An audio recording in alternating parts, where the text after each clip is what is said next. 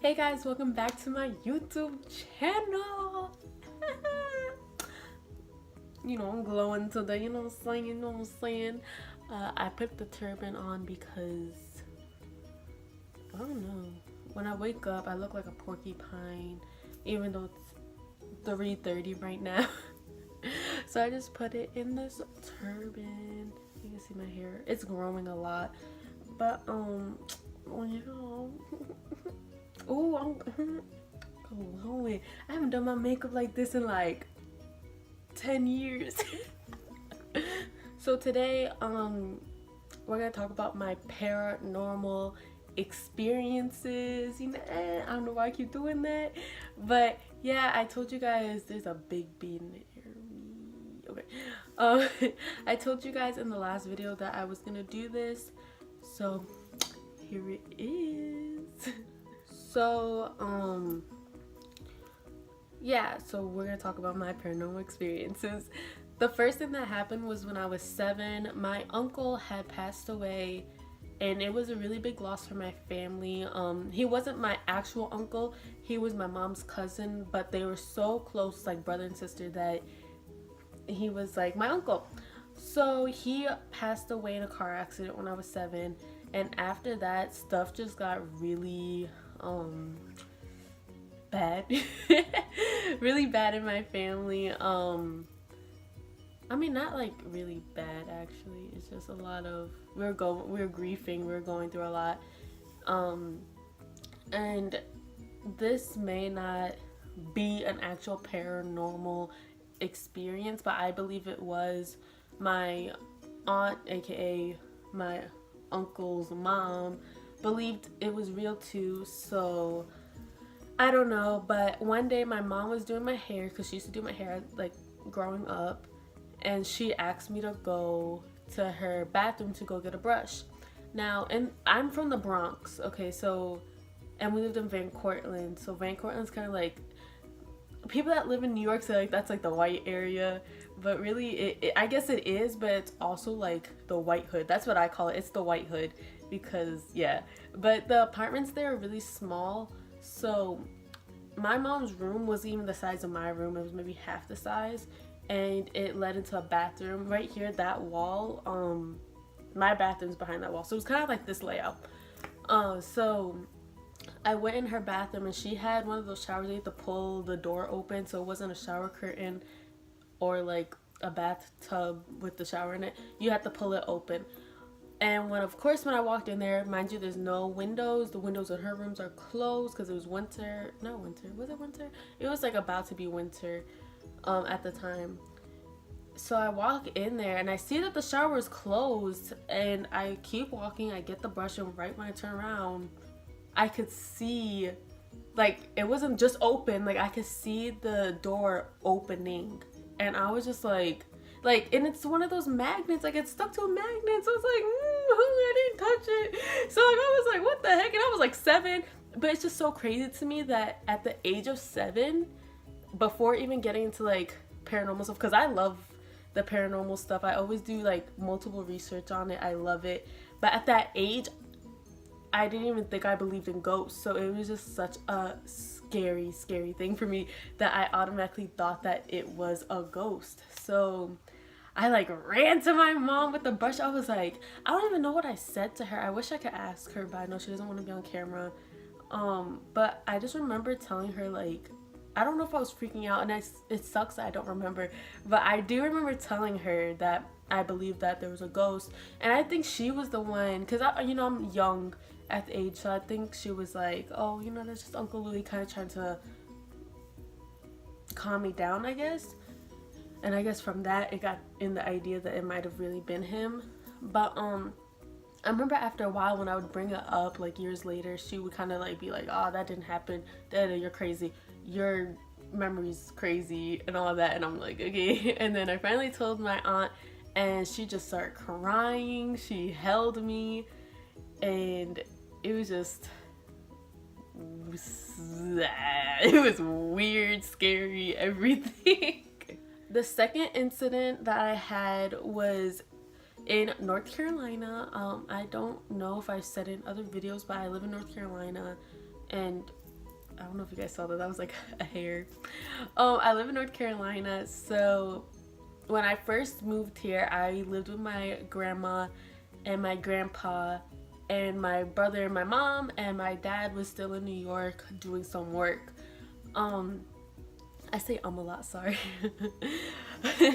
So we had just moved to North Carolina. We were in like the really country part. No one, like, people lived around us but not really close.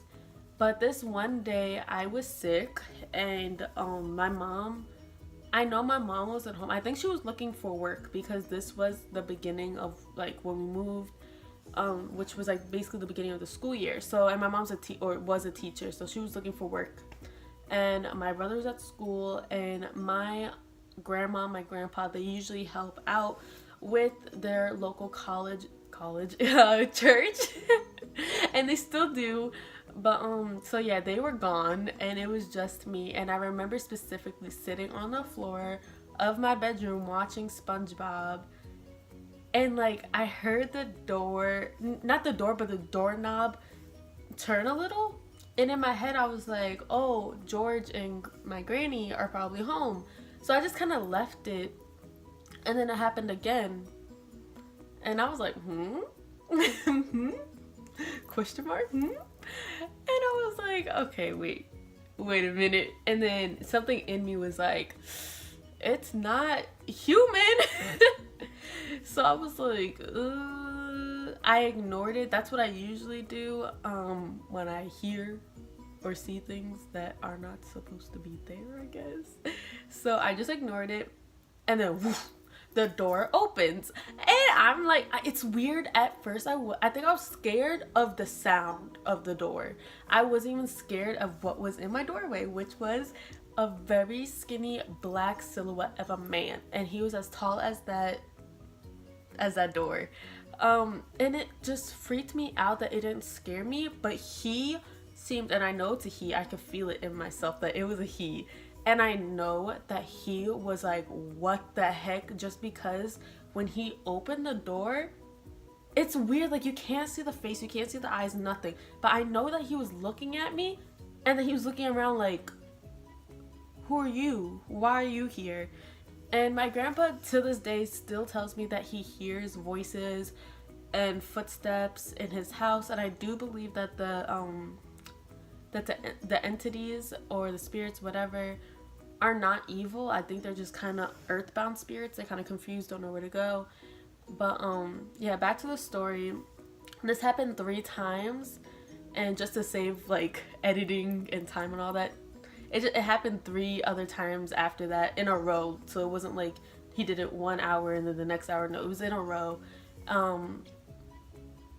And the 3rd time, at this point, it's weird, I still wasn't scared. At this point, I was more annoyed. So when he came in the 3rd time, it's like, this time it was different, because like the 2 other times he was opening the door, he would leave his arm on the doorknob and kind of just look at me and be like, And this 3rd time, he opened the door, but he wasn't holding the doorknob, and he was kind of like, just like looking at me like, I don't know. And I just got mad, and I got up and I chased him like an idiot. I don't know why I did that, but I did. And when I chased him, he ran, and then he disappeared. No one is gonna believe me. I probably am crazy. I was considering that maybe I mean, I wasn't even that sick, but I was gonna say that like maybe I was hallucinating it, but I honestly don't think so. I don't know, man. I don't know. I don't think I was hallucinating, but I was just like alright. And the 3rd last story was actually a dream. If you don't know that spirits can actually communicate to you in dreams, especially loved ones, like my story. So this one night, I am so sorry that I keep saying but I came home from school, and I found out that my family dog had died. He didn't live with us. He lived with my grandparents in Yonkers, in the Yonkers. in New York, in Yonkers. So yeah, he was our family dog, like not just mine. He was like all my cousins, everyone's dog. And he had passed away after a very long time. My parents got him before I was born. They were originally my parents, and then my mom had to give him to my grandparents because of the apartment they lived in. So yeah, he died. And I was really heartbroken about it. It sucked that I wasn't in New York either, because at this time, because now my family, like basically everyone from New York is here in North Carolina, but at the time I obviously didn't have my family with me or my cousins that I'm extremely close to, so I was devastated and I cried myself to sleep. Now this dream I remember so vividly, every time I used to tell a story, I used to cry because it's like you're reliving. It's such a vivid dream. It's so crazy that I remembered it without having to write it down or anything. But I would cry because I would feel all the feelings from that dream. But anyways, so in the dream, we were in upstate New York. We were in Mayapack. And I can't even explain the house to you. Just when you walk to the house, it's a house because it's like the suburbs. It's upstate. There's the front door, and then there's like a little hallway where, was there a closet? I don't remember. I haven't been to the house in years, but I think there was like a little closet, and then you keep walking, and then there was a dining room, like the doors to the dining room. But if you keep walking like this way, there was a kitchen, and then when you walk past the kitchen, there was the kitchen table where like you do your homework or eat or like just chill and stuff. So when I was walking in, all of my family, like literally everyone in my family, even family that I don't even know, like in Texas and Florida, and yeah, they were all lined up against the hallway. And it wasn't creepy. When I walked in, I felt actually very safe. They were smiling at me. I was smiling at them. I was kind of confused. I remember literally thinking in my dream, what's going on? Like just smiling, looking at everyone like, hey. And then once you hit the kitchen, it was like my immediate family. So it was like my grandma, my grandpa, my aunt, uncle, my cousins, my mom, dad, my brother. I think that's all I remember from seeing there. I saw my uncle's. I do remember seeing my uncle's girlfriend. Can I say at the time? I don't know, because like obviously they're not together. But his girlfriend and his daughter. And the thing that sucked was that his daughter was maybe 3 when he died. But yeah, I just remember seeing them like all just lined up smiling at me. And it's weird because something in my head was like, it's your time. And I was like, am I dead too? No. So and then once I walk out of the kitchen to the kitchen table, I see my uncle, and then on the table I see my dog. And it was just so weird because I was so confused. Like I honestly do believe that like this happened, but like obviously not really. Like I wasn't like in New York. Like there's no possible way. But I just remember seeing him and I was like, what? No, it wasn't. I just literally smiled, everything went away. I ran to this man. I hugged him so tight. I remember everything he was wearing. He was wearing black Air Forces, these really dark navy jeans, and they were baggy. He dressed like a really nice cholo, you know what I'm saying, because you know we were Puerto Rican, you know what I'm saying. So he dressed like a cholo. So he had like really baggy pants, and then he had this navy and black striped t-shirt and a North Face puffy vest, and he had his Mets hats on, and he had a chain on. And I remember everything. I remember the smell. I remember just holding him. He was a little chunky monkey, so you know it was real soft and shit. And I was just like in awe because I knew he was not here, obviously. And I was just looking at him like, what the heck are you doing here? Like I literally asked, I was like, what are you doing here? And he was like, it's time to say goodbye. And I was like, ah. I don't cry anymore. By the way, if you're waiting for me to cry, I'm not gonna do it. Because I've told this story too many times. But so I hugged him and he was telling me, you know, like, be good.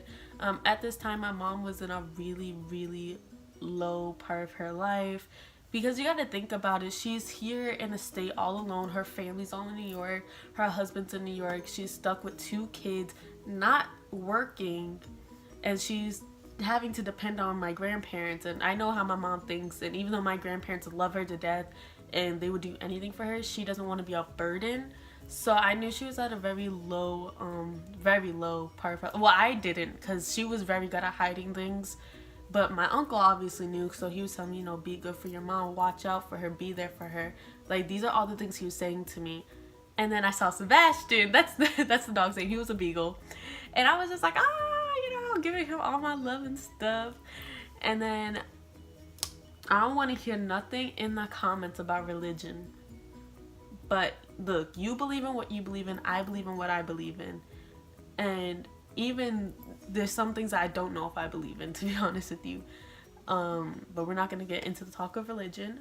But at this point, after I kind of not really said goodbye, because I knew that they were saying goodbye to me, because obviously he told me, but I wasn't expecting it to be so soon. I saw this white light in the corner. It's weird, like I remember trying to look up at the light and I couldn't see it, like if I looked at it directly, but if I was just like talking to him, I saw it in the corner of my eye. And I just remember seeing the bright light. And it's funny, but Sebastian, I don't know why I said funny, but Sebastian started howling at it. And like I said, when I would look at it, I could not see it, but then when I was like looking this way, I would see it in my peripheral. So Sebastian was howling, and then I just remember my uncle looking up at the light, and he was like, and like his smile kind of faded, because I think it was his time to go. So he told me, we gotta go now. And I just remember breaking down. It was the saddest one. Like, I'm feeling it now, but like I said, I'm not gonna cry. I don't cry in front of people. I try not to, at least. I broke down. Like, it was just a horrible feeling, because he basically raised me. He was the one that was always at the house watching me and my brother, and he was just a great, amazing guy. And it just sucked that I basically got him back and then I had to like give him away again. So he gave me a big hug, and when he disappeared, I woke up, and I woke up with tears everywhere. And I actually forgot to mention something right before I fell asleep. Like I said, I told you I fell asleep crying. I had felt like, you know, when someone sits on the edge of your bed and you feel it? I had felt that, but I don't know about you, even today when I cry, like I cry hard. Like, it's no in between, something like, oh, a little tear. No, like I cry for hours and I knock out right after. So I had been crying and I was too tired to like acknowledge it. Like I said, if it was something like I didn't see or it wasn't supposed to be there, I would ignore it. So I felt it, fell asleep, then all that happened, woke up crying, and yeah. So that is all for my paranormal stories. I'm trying to think if I have more. Oh, I actually do have one more, 2 more. I believe it or not, even though I'm really into the paranormal world and all that, I have not had crazy experiences. My grandparents, oh, actually no, I actually do have good stories of when I was younger. My grandparents and my mom believed that at a young age, and I still think now, that I was able to communicate with the other side. I sound so crazy, but I wouldn't make this up, especially if I'm putting on YouTube. Like, that's just gonna make me look crazier. But yeah, if you guys want to hear those stories about how I basically met my sister that died in my mom's stomach, or how I met my uncle that died at the age of 17 in 1960 something, I don't know, let me know. But I hope you guys enjoyed. Please like, comment, subscribe, and I don't know what other video I'm gonna post or record. I mean, you can let me know, but until then, I'ma decide, I guess. But I hope you guys enjoyed. Yeah, bye.